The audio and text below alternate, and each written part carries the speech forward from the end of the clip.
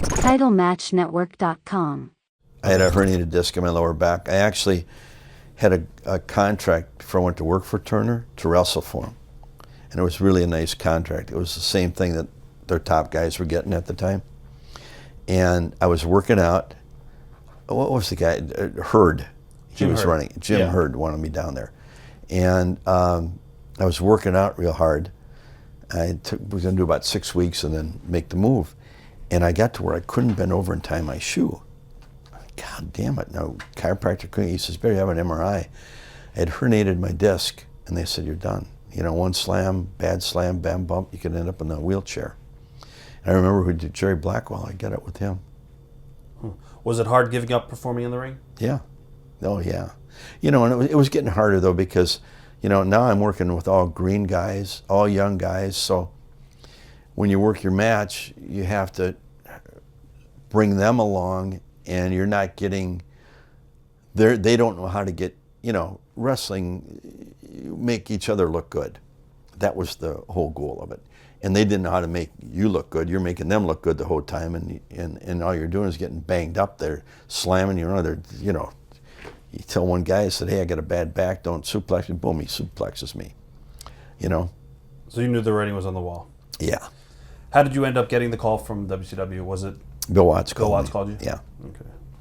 What? Go ahead. Bill, when he wrestled for my father, I was only about 12 years old, but they used to work out together, lift weights, and he'd get me on the weights. And I really became pretty close to Bill. And Bill, he was having a tough time down in Atlanta. He wasn't getting his point across the way he thought it should go. And he learned a lot from my dad. In fact, when my dad passed away, he sent me a nice letter and maybe a phone call. And he knew the one thing that nobody down there could do was see the long-range product and where it was going down the line. So my first week there, I laid out their whole year of pay-per-views for him. And he said that's nobody could do that. They were so used to the weekly thing.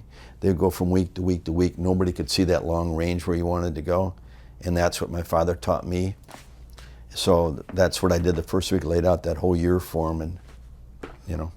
What did you think of the product at the time when you first came into WCW? Well, they had some, like I said, they had Steve Austin, they had Triple H, they had Kevin Nash, they had Booker T. They had some good talent, but they were all green yet. Right. But there was the potential there. You just had to bring them along. And I've said that to a lot of people over the years, you know. The one thing that my father taught me and what he was really good at was bringing young talent around and how to make them, help them evolve into the stars. And that's what very few people know how to do. What were your main responsibilities working for WCW? Well, it was booking, writing the TV first with Dusty. Of course, when Dusty was late, gave him a month break, and then when he came back in, Mike and I were with Dusty, and they brought in Fuller and Bill Dundee, so the five of us. But we had a lot of TV we had to lay out all the time. I was a little.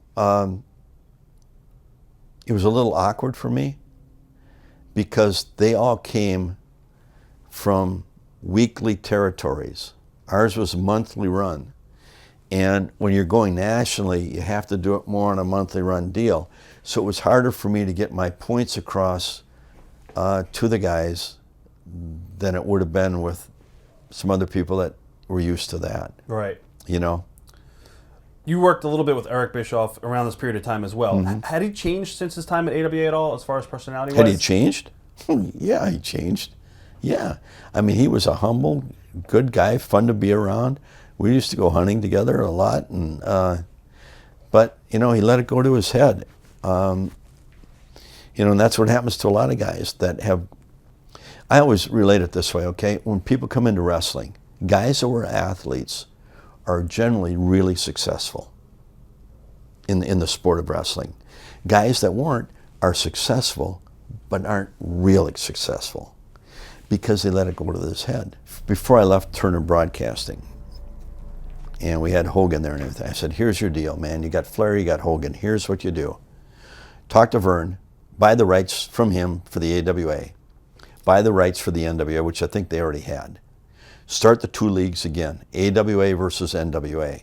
You've got Hogan, AWA champion, Flair, NWA champion. You've got your WrestleMania built in every year. I said, you're weak right now in the Midwest and the West. Now you've reestablished the AWA. I can get some guys from New York that wrestle for the AWA, and you got Hogan. You do a card, 2 matches, AWA, 2 NWA. Building to your pay-per-views. Eventually you can have crossovers. You can have Flair. He originally started the AWA Jump League. You know, you have... Do you think it was too far gone at that point in the wrestling audience, or do you think No, I mean, still he had me in a room with all the TV people, and this is what I laid out to him, and he told me I was nuts. It wouldn't work. Who was saying that? Bischoff. Okay. And then when they fired me, they started the WCW versus the NWO instead of the AWA and NWA, which would have been stronger for him. The only thing I didn't tell him was how to keep it going.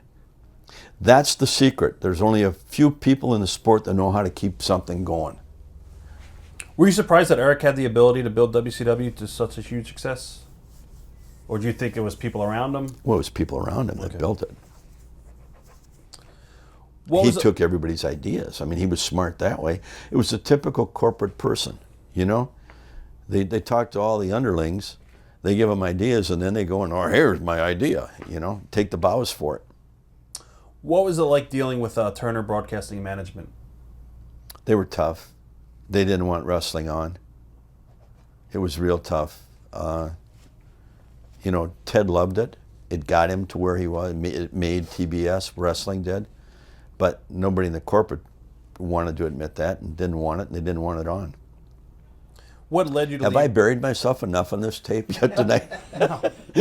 Nobody will ever talk to me again. I've never talked to anybody else. I guess it does make a difference. What led you leaving WCW? Was it the fallout with Eric? No, Eric fired me. Okay, that was the fallout. Okay. Yeah.